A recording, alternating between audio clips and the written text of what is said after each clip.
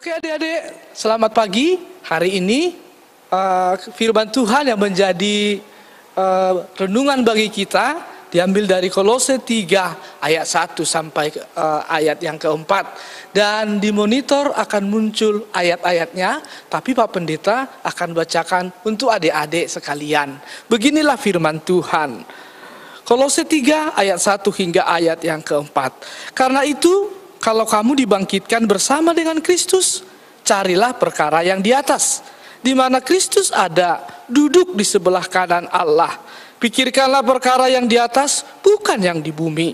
Sebab kamu telah mati dan hidupmu tersembunyi bersama dengan Kristus di dalam Allah. Apabila Kristus yang adalah hidup kita menyatakan diri kelak, kamu pun akan menyatakan diri bersama dengan Dia dalam kemuliaan. Ya, sampai sedemikian jauh pembacaan firman Tuhan. Shalom sekalian adik-adik. Sekali lagi Pak Pendeta menyapa kita. Mari semangat yuk. Shalomnya Pak Pendeta dibalas ya. Shalom adik-adik. Selamat pagi, gimana kabarnya? Luar biasa, puji Tuhan. Adik-adik, minggu yang lalu kita ngapain ya? Masih ingat nggak? Minggu yang lalu ngapain ya? Minggu yang lalu kita juga dengar firman Tuhan. Tentang apa ya? Oh ya, tentang Paskah. Oh, berarti minggu lalu kita merayakan Paskah ya? Nggak berasa loh adik-adik, udah seminggu Paskahnya. Masih ingat nggak kisah tentang Paskah? Masih ingat nggak adik-adik? Oh, untuk mengingatkan adik-adik, saat ini Pak Pendeta akan menceritakan kembali tentang Paskah ya. Mari kita simak baik-baik. Demikianlah kisah tentang Paskah. Beginilah kisah Paskah adik-adik.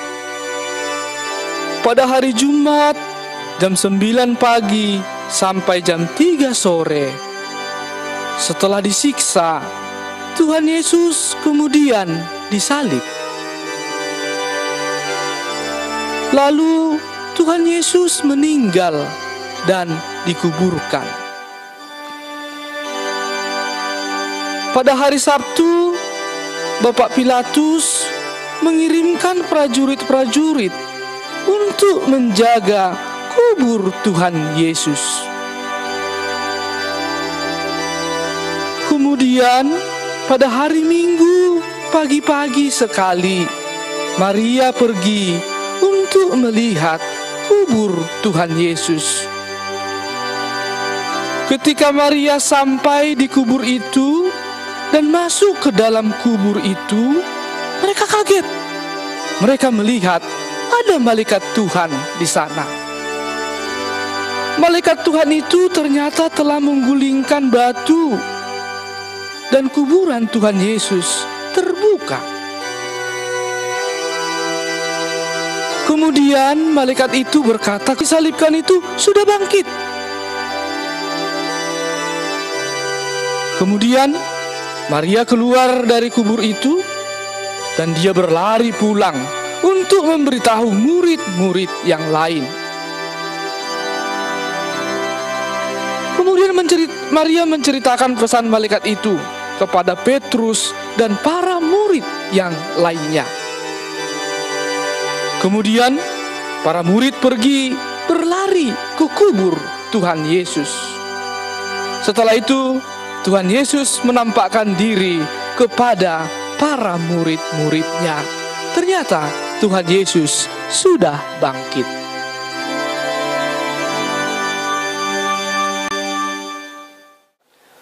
Wah, ternyata Yesus sudah bangkit ya. Wah, senangnya Pak Pendeta, Yesus bangkit. Oleh karena itu adik-adik, kalau Yesus bangkit kita harus ngapain ya? Kita ngapain nih kalau Yesus bangkit? Kita bernyanyi? Oh iya, bisa. Kita bergembira?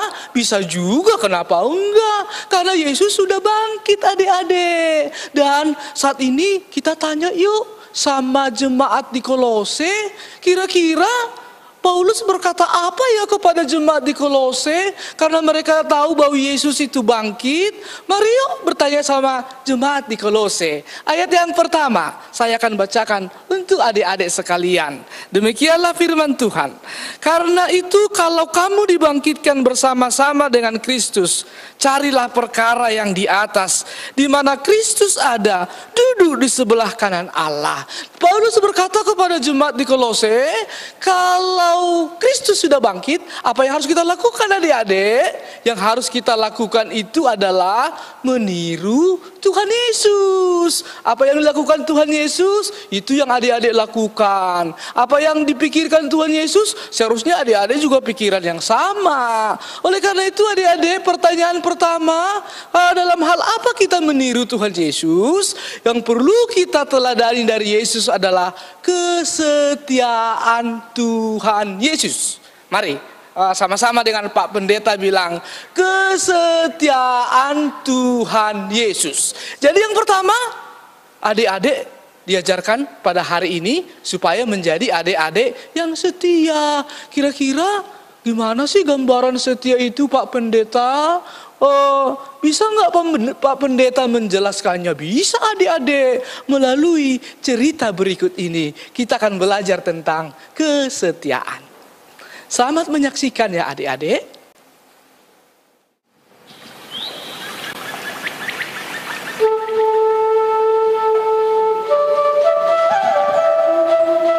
Pada suatu hari di satu desa di Simalungun, desa Sigaraktung, terdapatlah sebuah batu yang sangat besar di dekat desa tersebut, sehingga penduduk desa begitu kesusahan untuk pergi ke sungai karena batu tersebut menghalangi jalan mereka. Dan inilah respon penduduk desa melihat batu tersebut.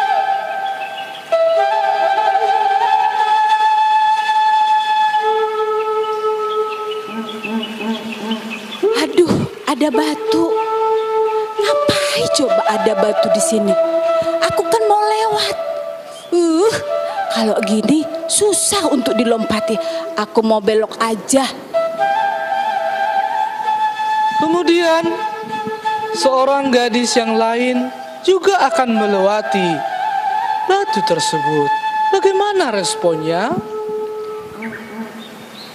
Duh, ada batu gede banget sih di sini. Gimana aku mau melewatinya? Aku lompat ah. Kemudian seorang yang lain juga melintas dari arah yang berbeda. Kira-kira apa yang dilakukannya ya adik-adik? Mari kita saksikan.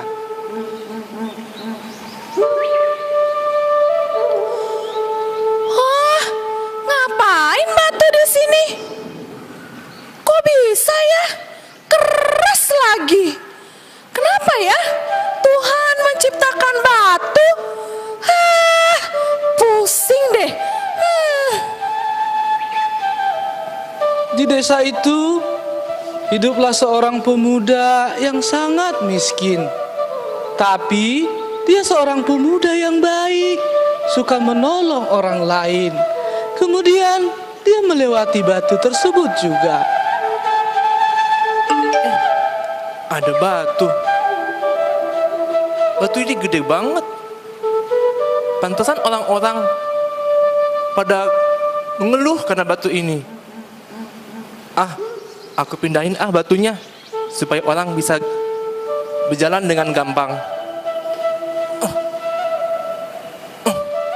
Akhirnya batu tersebut digulingkan oleh si pemuda yang miskin. Tapi di bawah batu ada sebuah benda. Kemudian pemuda itu penasaran dan dia mengambil benda tersebut. Ada apa ini? Aku buka dulu. Ternyata di bawah batu ini ada sesuatu. Ada apa ya? Ada harta karun. Aduh, terima kasih Tuhan. Ternyata Tuhan mau menolong aku. Di saat aku susah, Tuhan memberikan hal yang sangat kubutuhkan. Terima kasih ya Tuhan. Akhirnya sang pemuda miskin tersebut kemudian menjadi seorang yang sangat kaya raya, dan dia tetap menjadi orang yang baik.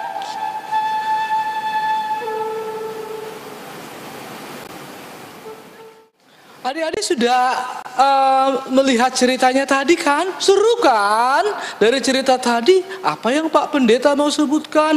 Orang yang setia itu kalau ada masalah gak bersungut-sungut. Orang yang setia itu kalau dia punya PR yang susah, dia gak merengek-merengek, tapi dia berusaha semaksimal mungkin supaya PR itu bisa diselesaikan dengan baik. Dan adik-adik tahu kan, kalau orang yang berusaha dengan keras itu pasti Tuhan berkati, seperti pemuda yang di desa tadi. Itu ya adik-adik, pesan pertama setelah Yesus bangkit, adik-adik semua harus menjadi orang yang setia. Oke, kira-kira pesan yang kedua apa ya adik-adik yang bisa kita lihat dari firman Tuhan hari ini? Seorang abang yang baik sama adiknya. Abangnya mau berkorban. Artinya adik-adik juga harus belajar mau berkorban untuk adik, untuk kakak, untuk abang. Kenapa? Ternyata Yesus datang ke dunia ini, dia mau berkorban untuk kita loh. Oleh karena itu, adik-adik, Pak Pendeta ucapkan, mari belajar untuk berkorban untuk orang lain. Jadi karena Yesus sudah bangkit, sekali lagi Pak Pendeta bilang, karena Yesus sudah bangkit, mari kita setia, mari kita mau berkorban untuk orang lain. Tuhan Yesus memberkati kita semua. Amin.